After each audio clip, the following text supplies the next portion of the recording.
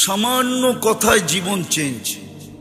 ইব্রাহিম ইবনে আদম রহমতুল্লাহ আলাইহি জিজ্ঞাসা করছে, গভীর রাত্রে আমার ছাদে কি করিস? কয়, আমি উট তালাশ করতেছি। উট। কয়, পাগল নাকি? উট ছাদে উঠবে কি কইরা? আমি যদি পাগল হই তো আপনিও পাগল। বলছে, আমি কি কইরা? কয়, তাহলে রাজ প্রাসাদে বসে আল্লাহ পাবেন কি কইরা? জীবন চেঞ্জ। কথা কিন্তু লম্বা না। দিল দেমাগ ফাইরা সব বাহিরে ওই দিনই রাজত্ব ছেড়ে এতটুক কথায় জীবন চেঞ্জ। বনি ইসরাইলের সবচেয়ে বড় বদমাশ ইতিহাসের পাতায় পাওয়া যায়, যার নাম কিফিল। এতটুক কথায় শুধু জীবন চেঞ্জ। বলছে, কাঁদিস কেন? তোর গায়ে তো এখনো আঙ্গুলের ছোঁয়াই দিলাম না। বলছে, কেন কাঁদি জানিস কিফিল? আমি বাজারি মেয়ে না, এটা আমার পেশাও না। তুই তো চেহারা সৌন্দর্য দেখেই আমাকে নিয়ে আসছিস টাকা দিয়া, তাই না? কাঁদতেছি এই জন্য যে আল্লাহ সৌন্দর্য দিল, কালকে এই চেহারাটা ওই আল্লাহকে কি করে দেখাবে? কিফিল ওইখানেই চিৎকার দিছে আর জমিনে পড়ছে। ওরা বলছে, বোন, তোর গায়ে তো এখনো আঙ্গুলের ছোঁয়া দিলাম, তাতেই তোর এই অবস্থা। তাহলে আমি কিফিলের কালকে কি হবে? টাকার থৈলি তোকে দিয়া দিলাম, আঙ্গুলের ছোঁয়া তোর গায়ে লাগাবো না, কিন্তু একটা অনুরোধ করব, যদি তুই রাখিস। বলছে, সেটা কি? বলে, হাত দুইটা উঠায় চোখের পানি দিয়ে আল্লাহকে একটু বইলা দে না যে আমি তওবা করলাম, আমার তওবাটা যেন কবুল করে। ওই রাত্রেই কিফিলের মৃত্যু। ঘরের দরজায় লেখা উঠছে, কাদ গফার আল্লাহু লিকিফলিন, আল্লাহ কিফিলকে মাফ করে দিয়েছে। মজলিস বেশি লাগে না, একটাই যথেষ্ট। যদি শোনার মতো হয়, মজলিসের মতো হয়, আর কথা যদি দিলে কাঁদে। সত্য এটাই। হাজারো কাহিনী আছে, এক কথায় জীবন চেঞ্জ। আরে জীবিত মানুষের কথা তো দূরের কথা, মৃত্যু মানুষের কথায়। মালিক ইবনে দিনার রহমতুল্লাহ আলাইহির মেয়ে স্বপ্নে বাবাকে বলছিলেন, বাবা, এখনো কি ফিরে আসার সময় হয় নাই? কোরআনের এক আয়াত শুনায়া দিয়েছেন, যার অর্থ এখনো কি মুমিনের ফিরে আসার সময় হয় নাই? বাস ঘুমের থেকে উঠতে দেরি, মালিক ইবনে দিনার চেঞ্জ হইতে দেরি হয়, যার নামই ছিল মালিক ইবনে দিনার। আর একটা কাহিনী মনে উঠলো, এই জন্য শোনাইতেছি। ওনার জামানায় এক বাদশাহ ছিলেন, ইয়াজিদ বিন মুহাল্লাব। বড় প্রতাপশালী, ইসলামের জগতে বড় প্রতাপশালী বাদশাহ ছিল ইয়াজিদ বিন মুহাল্লাব। তো মালিক ইবনে দিনার রহমতুল্লাহ আলাইহির জামানায় তো শান শওকতের সাথে বাড়ির থেকে বাহির হইতেছিলেন। একটু উঁচা জায়গায় দাঁড়ায় মালিক ইবনে দিনার রহমতুল্লাহ আলাইহি তাকায় তাকায় দেখতেছেন। আর যখন বাদশার চোখে চোখ পড়ছে, তখন একটু বেঁকা চোখে দেখছে। মাথাটা একটু বেঁকা করে, চোখটা একটু বেঁকা করে দেখছে, একটু ইনসাল্টের ভঙ্গিতে দেখছে, হ্যাঁ, ও প্রতিফন্নের ভঙ্গিতে দেখছে। মালিক ইবনে দিনার ইয়াজিদ বিন মুহাল্লাব ডাকছে, এদিকে, তুই কি আমাকে চিনিস না? তো বলতেছে, তোমার চেয়ে আমি তোমাকে ভালো চিনি। তোমার চেয়ে আমি তোমাকে? আচ্ছা, আমার চেয়ে কেউ অন্য কেউ আমাকে ভালো চিনতে পারে? তো ইয়াজিদ বিন মুহাল্লাব বলে, এটা আবার কি বলতেছো? তুমি আমার চেয়ে আমাকে ভালো চিনো? সেটা আবার কি করা? তো মালিক ইবনে দিনার রহমতুল্লাহ আলাইহি বলতেছে, আমা কানা আউয়ালুকা নুতফা, তোর প্রথমটা কি একটা বীর্য ছিল না? ইয়াজিদ বিন মুহাল্লাব বলতেছিল, বালা। কেননা আগের যুগের বাদশারা, সম্ভ্রান্ত মানুষরা, টাকা পয়সাওয়ালা লোক, বিত্তশালীরা বেয়াদব ছিল না, সম্ভ্রান্ত ছিল, কিন্তু কি বেয়াদব ছিল। আরেকটা শব্দ বলতে পারি, মানুষ বেয়াদব কখন হয় জানেন? যখন তার ভিতরে অহংকার ঢোকে। অহংকার ঢুকলেই কি হয়? বেয়াদব হয়। এর আগে বেয়াদব হয় না। বেয়াদব হইতে হলে প্রথম লাগে অহংকার। যখন অহংকার ঢুকা যায়, তখনই বেয়াদব হয়, আদব কায়দা বেড়ে যায়। আগের যুগের লোকেরা অহংকারী ছিল না, প্রতাপশালী ছিল, বেয়াদব ছিল না, অহংকারী ছিল না। তো তো ইয়াজিদ বিন মুহাল্লাবকে জিজ্ঞাসা করছে, আমা কান আউয়ালুকা নুতফা, তোর প্রথমটা বীর্য ছিল না? বলছে বালা, অবশ্যই। বলছে আখিরুকা জিফা, তুমি মরা গেলে ফুলন্ত ফাটন্ত দুর্গন্ধময় একটা লাশে রূপান্তরিত হবে না? বলছে বালা, অবশ্যই। বলছে বাইনাহুমা তাহমিলু কাদিরা, এটা দুইয়ের মাঝখানে তুমি আর আমি একটা পেশাব পায়খানা টুকরি আর পেটের ভিতরে কি, আরে বলেন না, হ্যাঁ পেশাব পায়খানার একটা টুকরি। টুকরি চিনেন? মনে হয় চিনেন না। এখন তো টুকরি শুকরি দিয়ে বাজার করে না, আগে বাজারে গেলে টুকরি আলারা ফিরতে থাকতো, ঘুরতে থাকতো। এখনো করে বাজারে যাই না তো, যুদ্ধর যুগ, এই জন্য দেখি না আর কি। তো বলছে পেশাব পায়খানার টুকরি। তারপরে ইয়াজিদ বিন মুহাল্লাব বলতেছে, আল্লাহি ইয়া শাইখ আরাফতানি হাক্কা, আপনি আমাকে চিনছেন, এই চামচগুলা একটাও আমারে চিনে না, আমার চতুর্দিকে যে চামচগুলো আছে। ইয়াজিদ বিন মুহাল্লাবের জিন্দেগি চেঞ্জ। দিতে দিতে রাত্র পার হয়ে যাবে, হাজারো কাহিনী দেওয়া যায়, ছোট কথায় জীবন চেঞ্জ। তো লম্বা শুনতে হয় না, জীবন যদি চেঞ্জ করতে হয় তাইলে দুটা কথাই জীবন চেঞ্জ হয়ে যায়। এতজনের কথা শুনতে হয় না, এত লম্বা কথার প্রয়োজন হয় না। আজকে তো জীবন চেঞ্জ করার ইচ্ছা আমাদের নাই। জীবন চেঞ্জ করার ইচ্ছা যদি থাকতো তাহলে এক মজলিসই যথেষ্ট, ভিতরে রং চলে আসতো। আর না হওয়ারও কারণ আছে, না হওয়ারও, আমরা সারাদিন দেহ নিয়া বিভোর, দেহ নিয়া, দেহটা নিয়ে সারাদিন ভাবি, ঠিক না? সত্য তো? হ্যাঁ, এই মজলিসে একজনও নাই যে ডেলি 1 মিনিট আত্মা নিয়া ভাবে। 1 মিনিট মাত্র, 60 মিনিটে 1 ঘন্টা, 24/60 যতটুক হয়, 24/60 কত মিনিট? অত মিনিটের ভিতরে 1 মিনিট আমরা আত্মা নিয়ে ভাবি না। আমার ভিতরে যে একটা আত্মা আছে ওটা নিয়ে ভাবি না, ওটা নিয়ে কোনো গবেষণাগার নাই। অথচ দেহ নিয়ে গবেষণা আছে, প্রত্যেক দেশে দেহ নিয়ে গবেষণাগার আছে। স্বাস্থ্যের জন্য বিরাট বড় একটা সেক্টরই আছে, স্বাস্থ্য মন্ত্রণালয়। এটার কাজেই মানুষের দেহ নিয়ে ভাবা, দেহের রোগ নিয়ে ভাবা। দেশের সিংহভাগ পয়সা এর পিছনে খরচ হয়, নাইলে ড্রাইভার 400 কোটি টাকার মালিক হয় কি করে?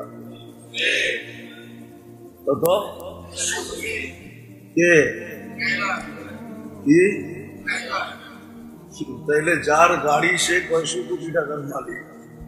হ্যাঁ, এটা আমার বোঝানো ইচ্ছা না, আমার বোঝানোর জন্য বলতেছি, কথার আলোচ্য বিষয় না। দেহ নিয়ে তো গবেষণাগার আছে সারা দুনিয়ায়, যেটা দেহ নিয়ে গবেষণা করে ওটার নাম WHO, বিশ্ব স্বাস্থ্য সংস্থা। আজকে আমি জুমায় বলতেছিলাম আর হাসতেছিলাম, আজকে প্রত্যেক মসজিদের খতিবের কাছে ফাউন্ডেশন থেকে চিঠি আসছে, করোনার ব্যাপারে সবাইকে সতর্ক করেন, সজাগ করেন, সবাইকে সচেতন করেন। কিন্তু আমি তো আজ পর্যন্ত ফাউন্ডেশন থেকে একটা চিঠি আসতে দেখলাম না। নাম ইসলামী ফাউন্ডেশন, ও চিঠি পাঠাইলো আজকে, তাও করোনা নিয়ে সতর্ক করার জন্য। আজ পর্যন্ত ফাউন্ডেশনকে দেখি নাই যে একটা চিঠি কোনোদিন ইস্যু করতে যে মানুষের আত্মা নিয়ে মানুষকে সতর্ক করে। কেননা শারীরিক রোগে তো যার হইল সে আক্রান্ত হয়, শুধু তার পর্যন্ত সীমিত থাকে, কিন্তু আত্মায় যখন রোগ হয় না, এটা পর্যন্ত পুরা দুনিয়া পর্যন্ত ছড়ায়া থাকে। শুধু সে আক্রান্ত হয় না, পরিবার আক্রান্ত হয়, পরিবার হয় না মহল্লা হয়, শুধু মহল্লা হয় না এলাকা হয়, এলাকা হয় না পুরা দেশ হয়। যদি পুরা দেশ কেন পুরো দুনিয়া মানব জাতি আক্রান্ত হয় যখন আত্মায় রোগ হয়। যখন কারো লোভ আত্মার রোগ, শরীরের লোভ না, লোভ কিসের রোগ? লোভ আত্মার রোগ, এটা শরীরের রোগ না। লোভেই তো পুরা নদী খায়া ফেলছে, ঠিক না? কি আমার তো ওই দিনও মনে আছে এই নদী কত বড়। বড়ই তো হইলাম ঢাকা শহরে, ডাঙ্গুটি খেললাম ঢাকা শহরে। ৭৬ থেকে পড়ি কামরাঙ্গি চরে পড়তাম, ৭৬ আমি ভর্তি হয়েছি কামরাঙ্গি চরে। ওই থেকে তো এই নদী দেখতেছি কত বড়, কিন্তু লোভেই তো এই নদী খায়া ফেলছে, ঠিক না? লোভেই তো কতজনের বাড়ি চলে গেছে, ঠিক না? না চলে যায় না? লোভেই তো কত মানুষ ফকির হয়ে গেল, ঠিক না? লোভ যার, যে ফকির হয়েছে সে না, আরেকজন লোভী হয়ে গেছে। আজকে তো সারা দিন আমাদের চিন্তা দেহ নিয়া, আত্মা নিয়ে কোনো চিন্তা নাই। সমস্ত গবেষণাগার দেহ নিয়ে, আত্মা নিয়ে কোনো গবেষণাগার নাই। সব ক্লিনিক দেহের, আত্মার কোনো ক্লিনিক নাই। সব ফার্মেসি দেহের, আত্মার কোনো ফার্মেসি নাই। সব মেডিকেল দেহের, আত্মার কোনো মেডিকেল নেই। অথচ মানুষের আত্মার রোগেই শুধু সে শরীরের রোগ হইলে সে একা আক্রান্ত হয়, কিন্তু আত্মার রোগী হইলে জাতিকে জাতি, পুরো গোষ্ঠী, পুরো মানব জাতি আক্রান্ত হয়। আজকে জুলুম মানুষের হিংসার কারণ, মানুষের কারণেই দুনিয়াতে আজকে জুলুম আর জুলুম, মানুষের আত্মার রোগের কারণে। আর হাদিসও আছে, একজনের আত্মার রোগের কারণে একটা জাতি মারা যাবে। শুধু একজনের আত্মার রোগ, কয়জনের? এক ফ্যামিলির আত্মার রোগ, পুরো জাতি ধূলিসাৎ হয়ে যাবে। আর আমরা চোখে এখন এটাই দেখতেছি। আমাদের আত্মার রোগ ইসলাম এই জন্যই দরকার, আত্মার রোগকে নির্ণয় করা দরকার। আমরা আত্মা নিয়ে ভাবি না। আরে রোগ বইলা কি লাভ হবে যদি আপনার ভিতরে ভাবনাই না আসে? শুধু শুধু তো হাদিস বলে নাই, আত্মা নিয়ে ভাবতে গেলে লা তাফাক্কুরু সা খায়রুম মিন ইবাদাতি ৬০ ও ৭০ সানা। এই হাদিস আত্মার ভাবনার ব্যাপারেও, যে আত্মা নিয়ে ভাববে তাকে ৬০-৭০ বৎসরের ইবাদতের সওয়াব প্রত্যেক মুহূর্তে দেওয়া হবে। চাই নারী হোক, চাই পুরুষ হোক, চাই যুবক হোক, চাই বৃদ্ধ হোক, বাচ্চার থেকে তো কলম উঠান। আজকে তো আমাদের ভিতরে আত্মা নিয়ে কোনো ভাবনাই নেই, চিন্তাই নাই। আমরা বিশ্বাস করতেই রাজি না যে আত্মার আবার রোগ হয় কোত্থেকা। না, রোগ তো আত্মারই হয়। বরং দেহের রোগ তো মানুষকে শুধু দুনিয়াতে না, দেহের বহুত রোগ আছে, যেই রোগ দ্বারা মানুষকে আল্লাহ উচ্চ থেকে উচ্চ মর্যাদায় আসীন করেন, উচ্চ থেকে উচ্চ মর্যাদা দান করেন। আপনি উঠান, ডায়রিয়া হয়ে মারা গেলে শাহাদাতের মৌত। কি মৌত? কি শাহাদাতের মৌত? কি ছোট মৌত? না, ডাকায়া বাসা বোঝেন? শাহাদাতের মৌত মানে সে আজরাইলকে ঠেক দিছে, মরে নাই সে। কোরআন বলে সে মরে নাই। বলবেন আজিমপুরে তো দাফন করলাম, আপনি পোশাকটা দাফন করছেন, পোশাক, তাকে না। এটা দুনিয়ার পোশাক, এটা বর্তমান দেহটা কি না, জান্নাতের পোশাক এটা না। জান্নাতের পোশাক তো ১২০ ফিট লম্বা। কত কত? জাহান্নামীদের পোশাক এটা না। এক জাহান্নামীকে বসতে জায়গা লাগবে ৪৭০ কিলোমিটার। একটা দাঁত হবে ১০ কিলোমিটার চওড়া। একটা রান হবে, ওই পাহাড় আমি ৪ বার দেখছি, জাবালে বায়গা, ইয়ামানে আছে, ইয়ামানের শেষ মাথায়, সৌদির সাথে লাগোয়া। আল্লাহর রসুল বলছে জাবালে বায়গার সমান এক একটা জাহান্নামীর রান হবে। তো যে শাহাদাতের মৌত মরছে, ও তো কাপড়টা আপনাকে দিয়া গেছে, পোশাকটা, ও জান্নাতেরটা পয়ড়া চলে গেছে, ও তো মরেই নেই। আল্লাহ তো বলে মরে নাই, আমি কোত্থেকে বলবো? ও তো আজরাইলকে ফাঁকি দিছে। তো অনেক রোগ আছে যেটার দ্বারা, যেই রোগে আক্রান্ত হলে আখেরাতে দরাজাত বুলন্দ হয়। শুনামু একটু? অসুস্থ ব্যক্তি যখন আহ আহ বলে তো হাদিসে কুদসিতে আছে আনিনুল মারিদি তাসবিহুন। অসুস্থ ব্যক্তি যখন আহ আহ বলে তো সুবহানাল্লাহ পড়ার সওয়াব লেখা হইতে থাকে। সিয়াহাতুহু তাহলিলুন, যখন অসহ্য হয়ে চিৎকার দেয় তো লা ইলাহা ইল্লাল্লাহ পড়ার সওয়াব লেখা হতে থাকে। কোনটার ওয়েট কতটুকু বলার সময় নাই আমার কাছে। সুবহানাল্লাহর ওজন কতটুকু, আল্লাহ ইলাহার ওজন কতটুকু। তাকাল্লুবুহু আন যামবিন ইলা যামবিন, যখন বিছনায় পড়ে এপাশ ওপাশ করতে থাকে অসুস্থতার কারণে, কাআন্নাহু ইয়াকতুলুল আদু, সেজন্য যুদ্ধের ময়দানে শত্রুর বিরুদ্ধে মোকাবেলা করতেছে, ওই সওয়াব তার আমলনামায় লেখা। সংক্ষেপ করতেছি, কুল্লু আমালিন কানা ইয়ামালু ফিস সিহা ইউক্তাবু কুল্লু আমালিন কানা ইয়াহমালু ফিস সিহা। সুস্থ অবস্থায় যত আমল করত সমস্ত আমল তার আমলনামায় ফেরেশতা লিখতে থাকে। যদি সুস্থ হয়ে যায়, আল্লাহ সুস্থতা দেন, তো কায়াউমিন ওয়ালাদাতহু উম্মু, মা যেরকম জন্ম দিল নিষ্পাপ, এরকম নিষ্পাপ সুস্থ হয়ে দাঁড়ায় যায়। আর যদি দুনিয়ার থেকে চলেই গেল তা আল্লাহ বলে তোকে নিষ্পাপ বানায়া আমি দুনিয়ার থেকে উঠায় নি। শারীরিক রোগ তো মানুষকে এতটুকু উপকার করে, কিন্তু আত্মার রোগ না। আত্মার রোগ মানুষকে ডুবায় দেয়, দুনিয়া তো ডুবায় দেয়, আখেরাত তো ডুবায় দেয়। দুনিয়ায়ও তার দ্বারা হাজারো মানুষ অতিষ্ঠ হয়, লক্ষ কোটি মানুষ অতিষ্ঠ হয়। আমার সমাজে যা কিছু দেখতেছেন, চুরি ডাকাতি, রাহজানি ছিনতাই, মাদক সাধক, দুর্নীতি সুরনীতি, জুলুম জবর, যা কিছু দেখতেছেন আমার সমাজে সব আত্মার রোগের কারণে, শরীরের রোগের কারণে, সব আত্মার রোগ। এই জন্যই তো আল্লাহর রাসূল বলছেন একদিন আসবে হাওয়া ফিহি কাইদুল ইলমি, আমার উম্মত বিদ্বান হবে কিন্তু বিদ্যার আলোকে চলবে না, ও বিদ্যাকে স্বার্থ সিদ্ধির জন্য ব্যবহার করবে। তখন কি হবে?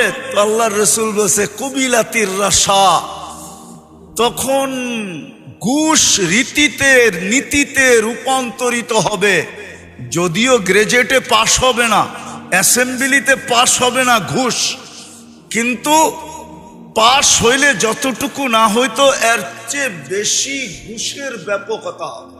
ঘুষ নাই কোন সেক্টরে, নাই কোথায়? ঘুষ ছাড়া কিছু আছে? আত্মার রোগ। বলছে তারপরে কি হবে? বলছে উমিতাতিস সালাহ, তারপরে তোমরা বেয়াদব হয়ে যাবে। আমি তো বলি বেয়াদব, এই হাদিসের তর্জমা করতেছি আমি বেয়াদব। আল্লাহ ডাকলো তারপরও আসলো না, ওর চেয়ে বড় বেয়াদবকে? মালিক ডাকলো আসলো না, তাহলে কি ও আদবালা নাকি? কি ও তো হলো বিশ্ব বেয়াদব। সৃষ্টির ভিতরে সবচেয়ে বড় বেয়াদব উমিতাতিস সালাহ, যখন নামাজ ছেড়া দেয়। আত্মার রোগী সবকিছু হয়, শরীরের রোগ মানুষকে বেশি ক্ষতি করে না, এটা বেশি দূর পর্যন্ত গড়ায় না। যদিও বলে করুণা সবার বাতে ভিতরে ছড়ায় যাবে, হতে পারে, কিন্তু আমি এটা বিশ্বাস করি না। যদি হইতো এরকমই, তাহলে সারা দুনিয়ায় 2020-এ বাংলাদেশে বলছিল সবচেয়ে বেশি বিপর্যয় হবে বাংলাদেশে। কোথায়? ঠিক না? সবচেয়ে বেশি কম বিপর্যয় হয়েছে বাংলাদেশে, ঠিক না? ঠিক না? দুনিয়ার সার্ভে যে সবচেয়ে বেশি মাস্ক বিক্রি হয়েছে কম বাংলাদেশে। কেন? একটা দিয়ে তো 3 বছর চালাইছে, যদিও ওয়ান টাইম। একটা দিয়ে কয় বছর?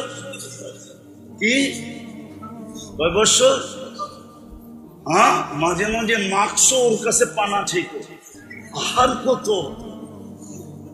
আমি তো ওয়ান টাইমের, তুই তো 3 বছর কাটায় দিলি, এইবার ফালা। ও বলে আবার যদি ঘুরে আসে তাহলে আবার ব্যবহার করবো তোকে। এরকম বাঙালি, ঠিক না? 1 নম্বরে WHO তে বাংলাদেশের নাম। যান আপনি নেটে যে সার্চ দেন, করোনা প্রতিরোধ করার ভিতরে কোন দেশ 1 নম্বরে, প্রথম নামটা পাবেন বাংলাদেশ।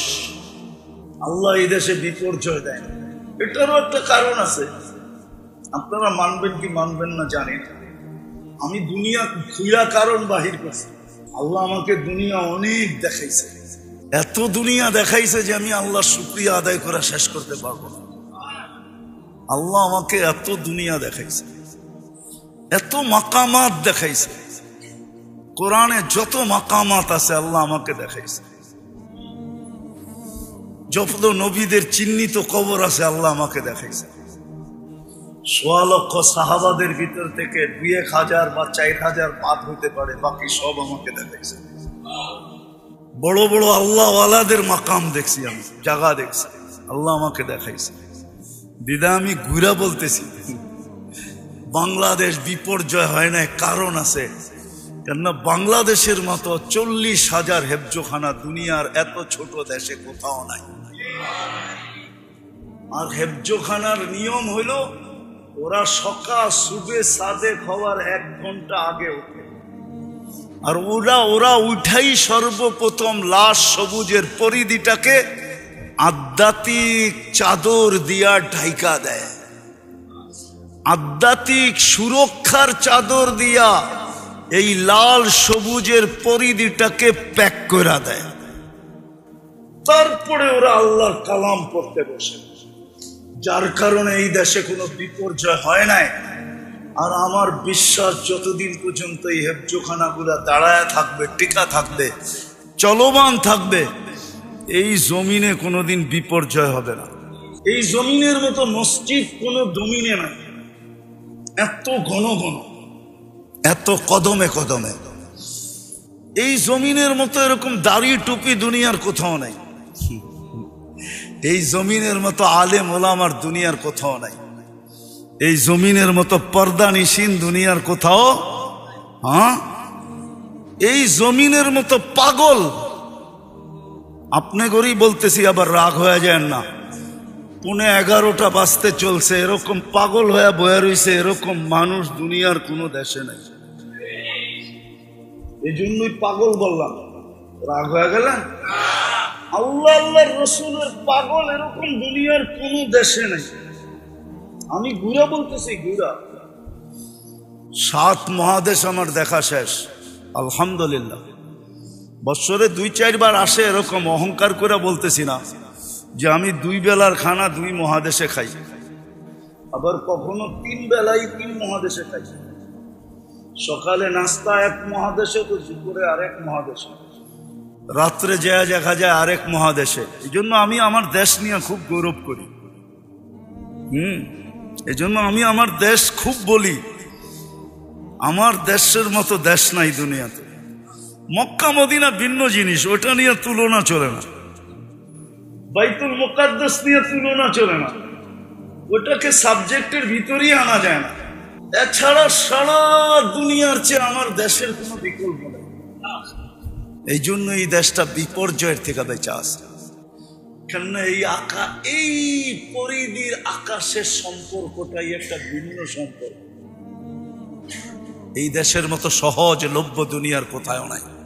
আসেন আজকে তওবা করা এই 2টা জিনিস, এই 2টা রোগ থেকে নিজেকে বাঁচাই।